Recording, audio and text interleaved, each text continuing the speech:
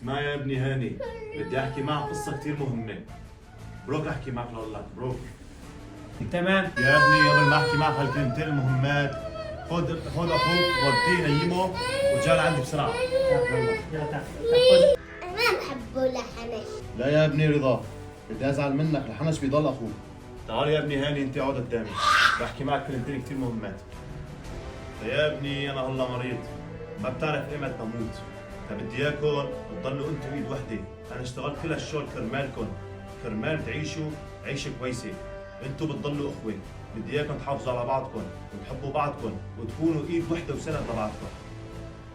اسمعوا يا اولادي كمان، اخوكم الحنش صحيح من غير ام، بس امه توفت على بكير، تمام؟ بدي اياكم بس تكبروا ما تغدروا فيه وتكونوا سند له، هذا بضل اخوكم من بعدي. حاضر لبي. حلال عليك يا ابني يا رضا، الله يرضى عليكم. وانت يا ابني يا هاني، انت اكبر واحد بين اخواتك، ما بدي اوصيك، انا اليوم حيا ارزق بيناتكم، بس ما بتعرف ايمتى الله بياخذ امانته. انا مرضان كثير وانت بتعرف هالشيء، اخوك الحنش، اخوك الحنش، اخوك الحنش. حسبي الله ونعم الوكيل فيك يا ابني يا هاني، هذا اللي خايف منه بعد ما اموت، هذا اللي خايف منه، تفسد اخوك رضا معك كمان. هاني ما بحب حنش. لا يا ابني لا، هاني بيحبه للحنش وانتوا اخوه. مستحيل. حسبي الله ونعم الوكيل، حسبي الله ونعم الوكيل. مالكم طلعانين لإلي انتوا يا ابني؟ شو عم تسوي يا ابني؟ وين اخوكم الحنش؟ انتوا بغيابي باركين وعم تلعبوا وعارفين اخوكم الحنش بلا اكل بلا شرب، لكن انتوا ايمت تحبوا بعض ايمت؟ بس قل لي، بس قولوا لي ايمت تحبوا بعضكم؟ هذا اخوكم يا ابني، هذا اخوكم، ما بصير تنسوه.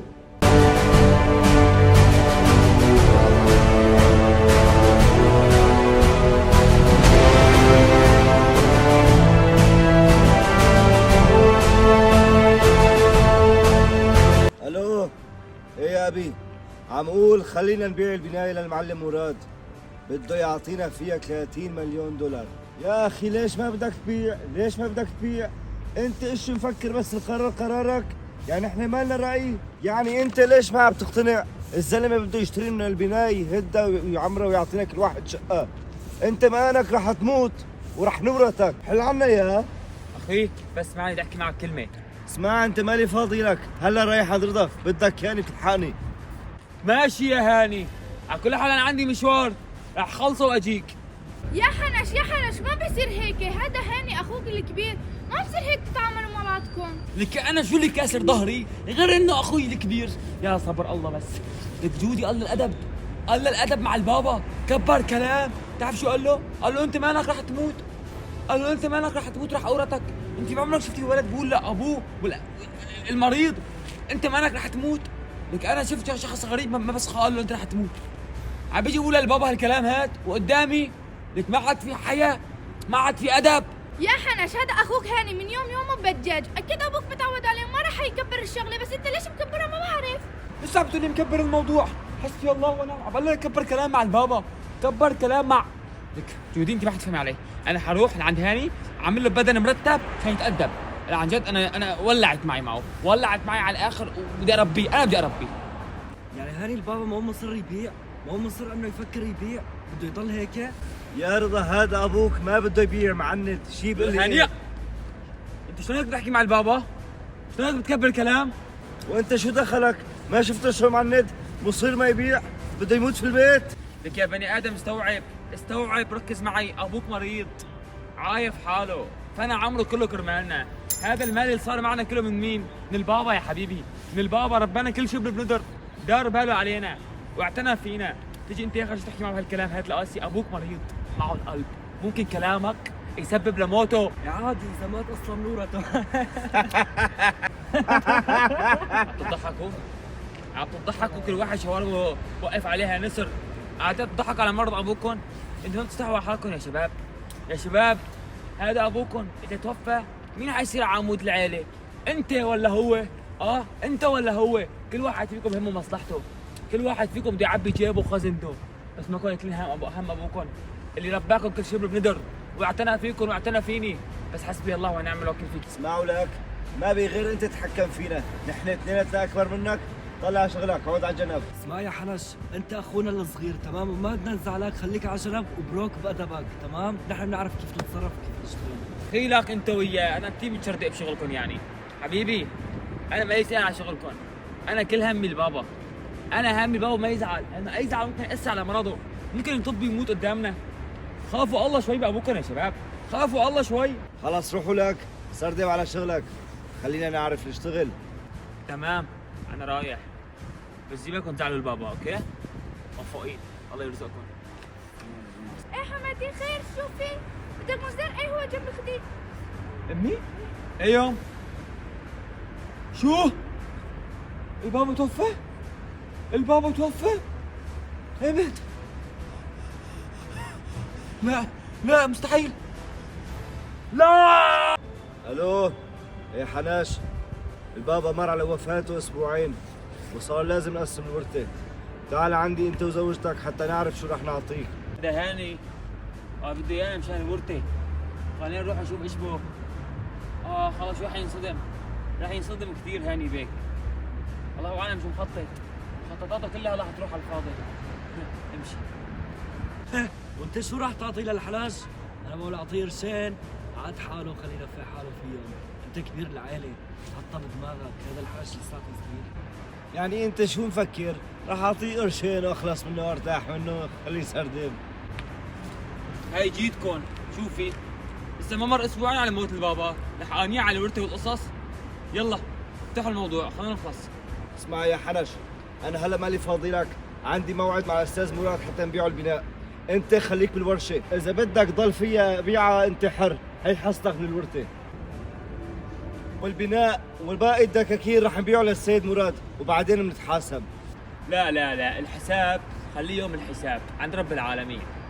اما البيع والشراء وهاي ما حدا حيبيع شيء ولا حدا حيشتري شيء، كل شيء حيضل مثل ما هو. هيك طلب ابوك يعني. انت شو عم تخبص؟ شو عم تحكي؟ انت يا صغير بدك تمشي رايك علينا؟ لا لا لا لا حمشي رأيي عليك ولا عليه. ابوك صحة يا ابني، صحة صحة. على قلبك يا ابني يا حنش. اسمع يا ابني، انت مثل مالك شايف، انا على فراش الموت. لا يا ابني بعد الشر. هذا الحكي ما بيهم يا ابني، المهم انه انا قررت اكتب الورثة كلها في اسمك، لانه انت اكثر واحد بثق فيك يا ابني. يا ابي بس مشان اخواتي ما بصير هيك، حرام ما بيجوز. لا يا ابني لا، انا عرفت لمين اكتب الورثة يا ابني. يا ابي بس هيك حيصير حقد بيني وبين اخواتي، وانا ما برضى يصير هالشيء. انا بحبهم لاخواتي، معلش انا بتحملهم، ما في اي مشكلة. انا ما بهمني شيء بالمال، انا بهمني بس اشوف اخواتي مبسوطين. لا يا ابني لا، بس انا كثير بيهمني. انا ذاتا كتبت الورثة في اكثر واحد بثق فيه بانه ما يظلم اخواته من بعد موتي يا ابني. لا يا ابي بعيد الشر، الله يطول بعمرك وتحافظ علينا. لا يا ابني الحكي ما وقت ينفع يا ابني، الله يرضى عليك. الحكي ما وقت ينفع. انا راح اكتب الورثة كلها في اسمك، تمام؟ وان شاء الله اخواتك ما راح ينظلموا معك، وانا بعرف هالشيء كثير منيح. شكرا ابي، بدك اياه سوي، انا معك. كتب لي كل شيء باسمي وقال لي انت بعد ما ماتي تتصرف في كل املاكي، وانا عم بتصرف بما يرضي رب العالمين ويرضي ابوك بقبره. شو عم تحكي انت؟ شو كتب لك؟ البنايه، المبنى بشكل عام باسمي، الدكاكين كلها باسمي، السياره اللي انت مرتكي عليها هلا هي باسمي كمان. شو عم تحكي انت؟ يعني اكلتنا؟ ايه نعم، اخوكم اكلكم. يلا جودي انا جوعان مالي اكل من الصبح عشان تطبخي لي. يلا مع السلامه يا اخواتي. هذا لزمك يضحك علينا وياخذ حالنا ويضحك على البابا، ياخذ الورثة. لك شو؟ هذا الحرش ياكلنا، هذا لازمك؟ نحن كيف بدنا نرجع حقنا؟ انت اترك الموضوع علي، انت خليك بس عم تتفرج. حناش عن جد ما رح تعطيهم شيء، هدول اخواتك انت مالك قدهم. اسمع يا جودي، انا مالي اكلهم حقهم، بالعكس انا ابوي كتب الورده كلها باسمي، بس انا ما رح اكل حقهم ابدا، بالعكس حنظم لهم شغلهم، خليهم يشتغلوا صح، وانا حرتب لهم كل شيء، ما رح اكل عليهم قرش، بالعكس حخليهم يشوفوا العز اللي هن عم بيحلموا يشوفوه، بس اذا ما بيسمعوا كلامي يا جودي ما بيجوا الا بعين الحمراء. اخواتي انا بعرفهم، انت تركيهم علي، انا بعرف شو اصايرهم. الله اليوم مثلا بنعزمهم اوكي على طبخه محشي يبرا اي شيء. ما في مشكلة عزمهم، بركي بتحلوا هالمشكلة وبنخلص بقى. معي انا ماني فاضي بدي اروح، اوكي المسا بحكي معه. يلا سلام، دير بالك على حالك. ها لك هذا هاني وين راح؟ يا الله تاخر، الله يستر لنا ونفعله، اكيد عم خطط لشي ناجوز. مرحبا برد اخوي، وين الحنش؟ ماني شايفه. حناش؟ شو بدك منه؟ هو راح. ما بدي شيء، بس جيت اقول لك سلام والحنش رح يلحقك. الو شرطة، في جريمة قتل هون. أني وينك؟ اللي وين كنت؟ خلصت عليها. مين؟ قتلتها، مرت اخونا الحنش. خلصت عليها ورميت التهمة على الحنش. هلا رح يروح فيها مؤبد يا اعدام. لك أنت مجنون؟ أنت قتلت طفل عشان مصاري مجنون؟ في مخك خضة؟ لك حرام حرام يا أخوي، شو عملت أنت؟ دمرت حياة أخوك. طلع علينا هالبواب هي، نحن بدنا مصاري، بدنا نعيش، بدنا نشتغل، اثنيناتنا بدنا مصاري. هلا رجع كل شيء لنا يعني؟ الحنش راح فيها؟ أخيرا. شوفوا هيك. ايه يا محمد، شو عم تحكي؟ جودي مرتي انقتلت. ايه مش ممكن استنى جنبه، مش ممكن جنبه. شو هالخبر؟ شو عم بصير؟ لك شو عم بصير معي انا؟ شو عم بصير؟ شو عامل يا ربي حتى هيك يصير معي؟ شو عامل؟ شوفي كمان انا متهم بقتله؟ يا الله يا الله. انا حسلم حالي بس مو قابل ما عامل اللي براسي، لاني عرفت مين اللي قتله. ولك لا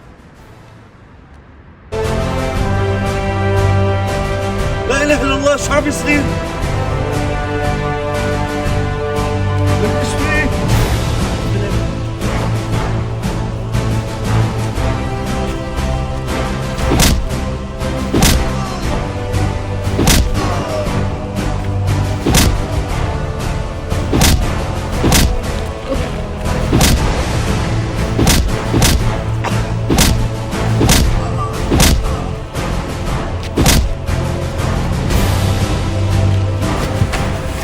اسمعوا يا حارة، أنا بكون الحنش ابن رضوان.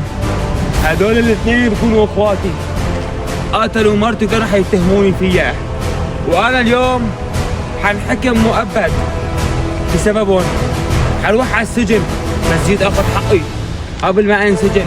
ورحمتك يا أبي وبراحصك يا أبي إنه أنا ما قتلت مرتي وأنا ما بقتل، وبعمري ما أخذت حق حدا. وكلكم تعرفوني، كلكم تعرفوا مين هو الحنش وشو بيكون الحنش، والحنش بعمره ما اكل حق حدا، ودائما ايدي جايه مفتوحه للخير. هيك يجوا اخواتي يغدروا فيني مشان شو؟ مشان قرشين. حسبي الله ونعم الوكيل. استودعتكم يا حاره، سامحوني شفتوا مني شيء.